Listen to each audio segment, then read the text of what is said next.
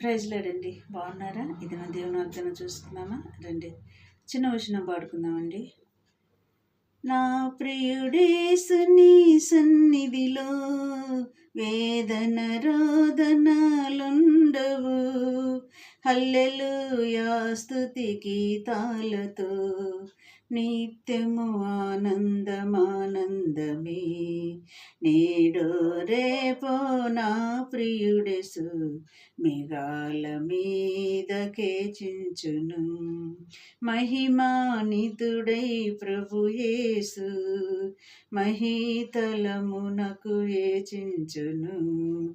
నేడో రేపో నా ప్రియుడేసు మేఘాల మీదకే చించును. ఇది నా దేవుని వాగ్దానం మనం చూసుకుందామండి. యెషయా 62వ అధ్యాయము 2వ వచనం నుంచి చూసుకుందాం. జనములు నీ నీతిని కనుగొనును, రాజులందరూ నీ మహిమను చూసేదరు. యెహోవా నియమింపబోవు